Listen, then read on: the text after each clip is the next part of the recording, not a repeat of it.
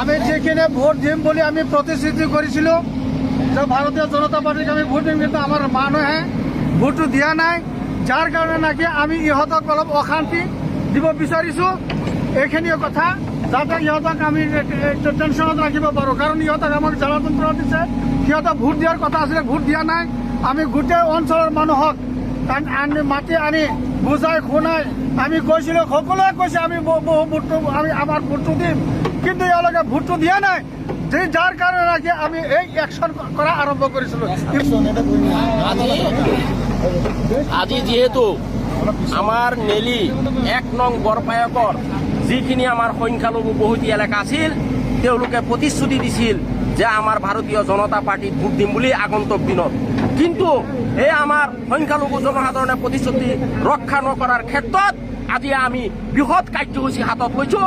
তাৰে প্ৰথম কাৰ্যসূচী আজি ৰাস্তা, যিটো নেকি ৰাস্তা দিয়ে আজি আমাৰ ভাৰতীয় জনতা পাৰ্টি দিয়াৰ সত্ত্বেও এই ৰাস্তা দি যিটো আজি সংখ্যালঘু জনসাধাৰণৰ বহুতো মানুহে অহা যোৱা কৰাৰ যিটো সুবিধা পাইছিল, সেই স্বাৰ্থত আমি আজি ভাৰতীয় জনতা পাৰ্টিৰ হৈ ওলাই কেনে সকলো ৰাইজে আজি যুৱক বন্ধুসকলে একেলগে লগ মাৰ বান্ধি খাৰা হৈ আমি প্ৰথম কাৰ্যসূচী আৰম্ভ কৰিছোঁ। এয়া আপোনালোকে দেখা পাওক, আৰু পৰৱৰ্তী কাৰ্যসূচী আগন্তুক দিনত ইয়াতকৈ ডাঙৰ বৃহৎভাৱে হৈ থাকিব, ভয়াৱহ পৰিস্থিতি হ'ব।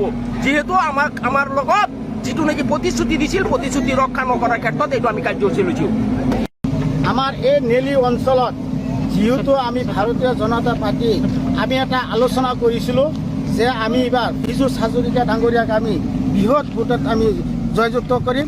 কিন্তু মানুহবিলাকে আমাক প্ৰতিশ্ৰুতি দিছিলে যে আমি এইবাৰ বিজেপিক ভোট দিম। কিন্তু এটা মিটিঙত প্ৰায় 500-600কৈ মানুহ হৈছিলে আৰু প্ৰত্যেকটা প্ৰায় 14টা মিটিং কৰিছিলোঁ আমি। আমাৰ যিখিনি মানুহ আছিলে মই লৈ পেলাই সেইখিনি কৰি পেলাই তাৰপিছতে তেখেতলোকে এটা কথা কৈছে যে আমাৰ যিহেতু মিনিষ্টাৰক আমাক ভোট দিব, সেইকাৰণে মিনিষ্টাৰৰ লগত আলোচনা কৰি পেলাই আমি কৈছোঁ যে এই অঞ্চলৰ মানুহখিনি আপোনাক ভোট দিব, আপুনি কোনো টেনশ্যন ল'ব নালাগে।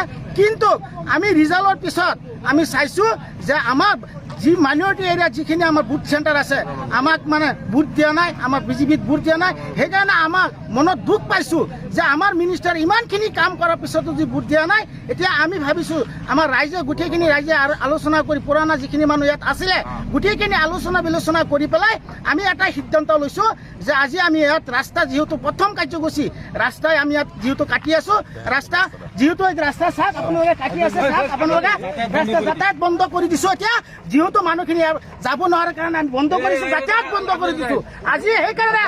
সেইকাৰণে আমি এনেকৈ কৰিম। আৰু আমাৰ যিহেতু ইয়াত বহুত ৰেচন কাৰ্ড আছে, আমাৰ মুছলিম মানুহৰ চব ৰেচন কাৰ্ড কাটি দিম, এটা ৰেচন কাৰ্ড নাৰাখো। আৰু যিবিলাক অৰুণোদয় আঁচনি পাইছে, যিবিলাক ঘৰ পাইছে, চব কাটি দিম একদম। আমি চৰকাৰে কি একশ্যন ল'ব, আমি এতিয়া ৰাইজে একশ্যন ল'বৰ কাৰণে আমি প্ৰস্তুত হৈছোঁ। আজিৰ পৰা আমি কাম যিহেতু আৰম্ভ হৈছে, আৰু আমি যিহেতু 3-4টা ঘৰ ভাঙিম। যিখিনি মানুহ ইয়াত বসবাস কৰি আছে, ইয়াত ভোটাৰ নহ'ল, সেইখিনি মানুহ আমি ইয়াৰ পৰা উচ্ছেদ কৰিম আজি প্ৰতিশ্ৰুতি কৰিছোঁ। আৰু আমি একশ্যন আজিৰ পৰা আৰম্ভ কৰিছোঁ। বিজু হাজৰিকা